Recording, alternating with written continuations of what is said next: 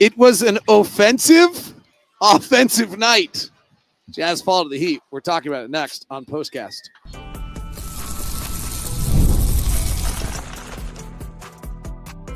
You are Locked On Jazz, your daily podcast on the Utah Jazz. Part of the Locked On Podcast Network, your team every day. So we won the first and third quarter. David Locke along with Ron Boone. Jazz fall to the Miami Heat 97-92.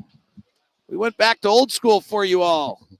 Neither team could do much on the scoring end of things. The offenses were really struggling much of the night. Jazz ended up taking 37 shots that were not at the rim or threes tonight, which is an outrageously high amount of shots. They end up shooting the non-paint twos at a decent number by the end of the night.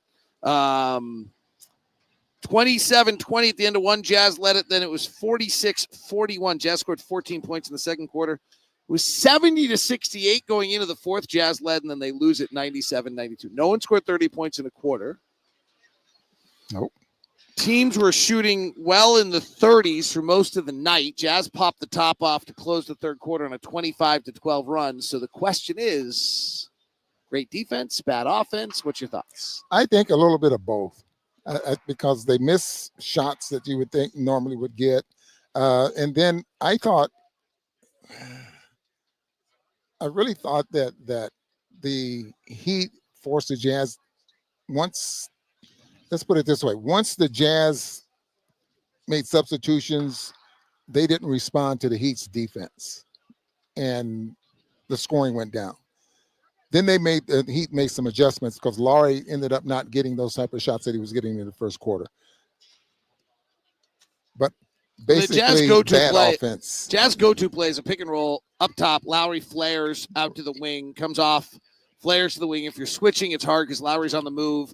And so you're late to get there. If you don't switch it, Lauri's guy gets picked off, and Lauri's open for a three. And the Miami did a really good job of switching that in the fourth quarter. Yeah, they did. I mean, both coaches are smart coaches, and obviously Spoelstra's been in this league a long, long time, and he's seen a lot.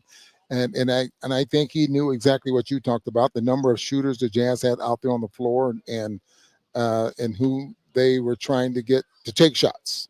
You look at Collier ended up only taking 5 shots tonight. I thought he took more than that. I think he took 3 of them in the fourth quarter, driving the basket. Yeah. But I don't know. It just gets hard when you lose games the way they and it's because of not shooting the basketball well. So let's start with the Jazz defense. I thought the first quarter was as good as the Jazz have been defensively all year. They were active. They were on guys. They were contesting shots. They were protecting the rim. And their game plan was to double Hero and then have Kessler guarding Highsmith, who they were willing to leave open, and then have him come over to bother Bam. And I thought they did it. I mean, everything they wanted to execute. They held him to 20 points. Bam looked uncomfortable. That Highsmith missed shots. I thought that was as good a defense quarters. How many points did Hero have in the first quarter? He had one. He was 1 of 3 from the field. He only had 1 point. I thought he had a field goal.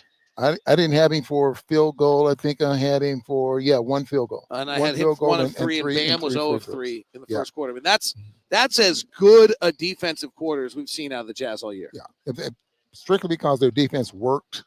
The game plan worked defensively, and again, you start putting different lineups out there on the floor, and for some reason it just didn't mix and didn't hold up.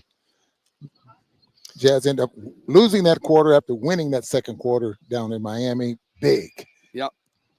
So on the Jazz offensive side of things, as we're just going to be Jazz-centric here, they're starting the game because of injuries with Isaiah Collier, who really doesn't shoot, like he did late, but he really doesn't shoot. Walker, who doesn't shoot. Juzang, who reluctantly shoots, or kind of knows how many shots. Like, he's not about to take 14 shots. Like, he knows how many shots he's supposed to get.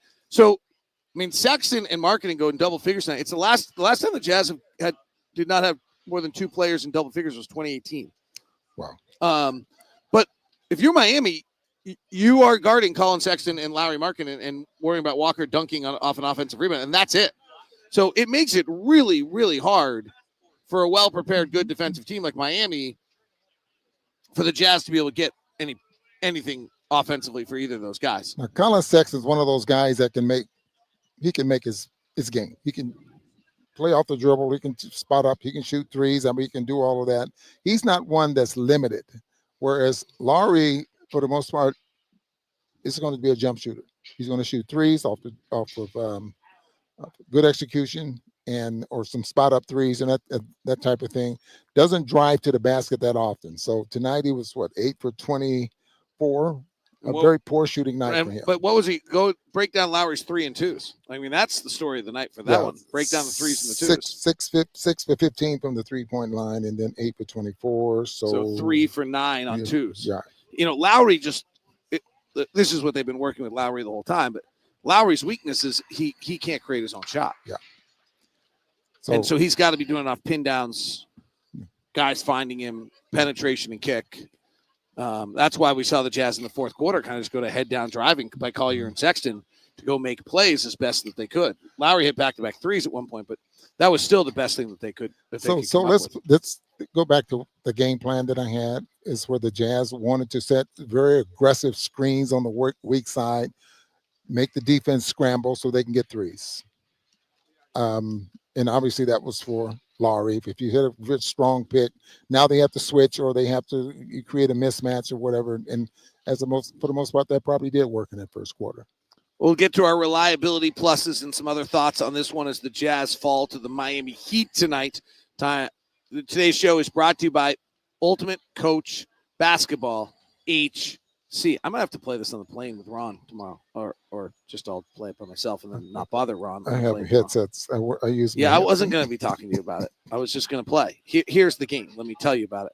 It is called Ultimate College Basketball HC. If you've ever dreamed of being a college basketball head coach, this is your chance. You step into those shoes.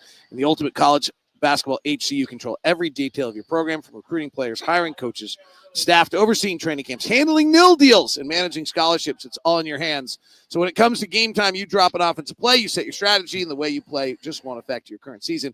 It shapes your future for the school's basketball program. It's a game that lets you feel the weight of what it means to be the head coach and lead your team to glory. Here's a special offer for Locked On Jazz listeners. Use the code Locked On CBB. That's Locked On CBB, all caps, inside the game store and get a free boost for your program. It's a perfect way to kickstart your coaching career.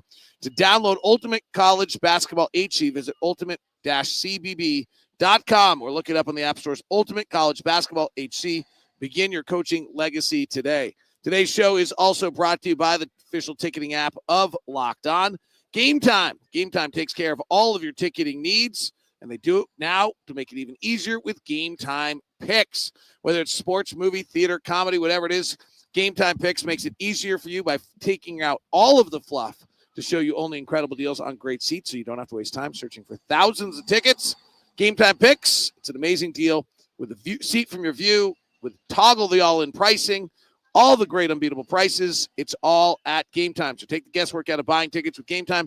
Download the Game Time app, create an account, use the code LOCKEDONNBA for $20 off your first purchase. Terms apply.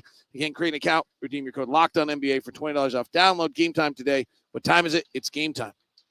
Locked On CBB. Yeah. College basketball. Yeah. Why, you're going to get the game Locked so you can On beat me? NBA. Yeah. Locked On. Yeah, that's all. Yeah. Okay. Yeah. Just checking. Just get it all right. Make sure you have it. Oh, boy. The rookies are interesting to me, Ron, because I said this to you as we started the break. They'll give you a moment or two. Like Kyle had a beautiful outlet pass, and there was a play where I gave someone credit, and you kind of said this all started with Kyle. Right. And then there's 4 or 5 plays that are just like horrific. He got stuck standing still on a drive. He did, threw one away, drove the lane, wanted to spin, suddenly couldn't, had nowhere to go with it.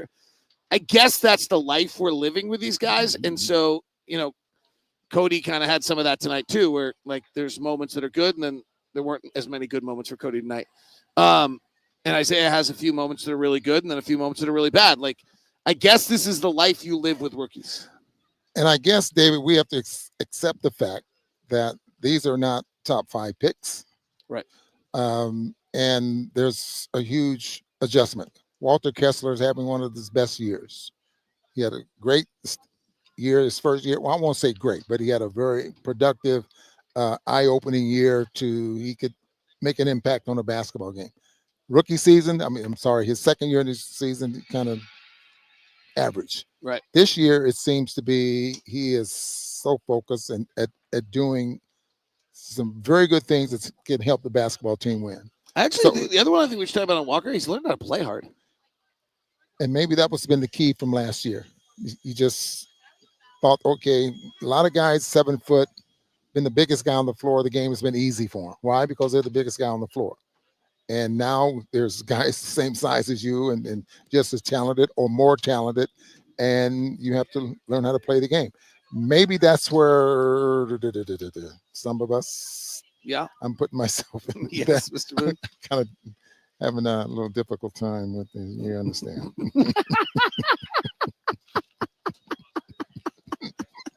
Reliability pluses, Ron. I'm letting you pick those babies. I wish I knew who had really good defensive games tonight. Like, that's hard to tell as a play-by-play announcer. All right, I'm going to give Walker reliability plus 15 points, 5 offensive rebounds. Good choice. I'm going to give Collin a reliability plus. There were some possessions where he didn't pass I didn't love, but frankly, if he didn't do that, we wouldn't have scored all night. Yeah, he's the only one that you can rely on scoring for the most part.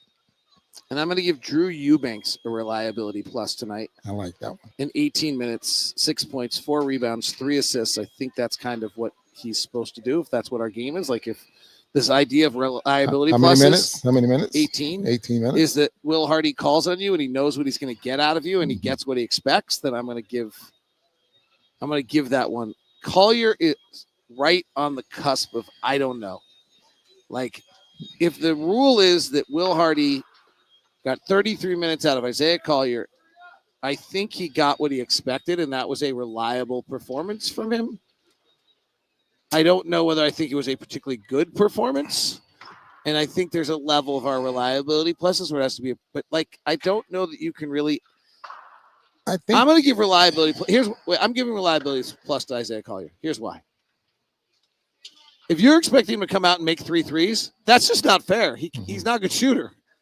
And there's he has no chance to become a good shooter between now and April. He has a chance to become a better shooter between April and next October. That's when he's going to work on it. Let me ask you this question before you go there. Yeah. He had 9 assists. Yeah, it's really good. Because of the offense, or was it because of something he did? I thought 3 or 4 of them were because of him, and then the others are because Lauri's coming off pin downs, and that's how we get assists. Okay, that's part of the offense. Yeah, so I thought there were 3 or 4. He hit a nice roll to the basket on one. He had another bounce pass I thought was good. Couple of drives, nice drives to the basket I there thought as well. The 2 drives late were gutsy. I liked those. I'm giving it. I think if the reliability plus is to get someone to give you what they got, he's giving what he's got. He does not have a jump shot. No. And I actually didn't mind the 2 threes he took today. And actually, it's interesting. He's online now. He used to be hitting. Well, sometimes he missed the glass. Sometimes he hit the glass. But I mean, both of them rattled around. So I'm going there. I'm going with those. Okay, you going with who? Collier, Eubanks, Kessler, Sexton. Okay. You know, Locked on Heat does something interesting. They have their, what are they called? They're called their something cookies. And one of the 2 hosts gives the other host 10 cookies to give out for the night of performances. And he has to hands out 10, like, so it values like how each guy plays. It's kind of an interesting way to do it. You don't want that one. Can you eat the cookies? Yes. Thurl would eat them. Thurl would definitely eat all the cookies. Have a good night, everybody. We'll talk to you later.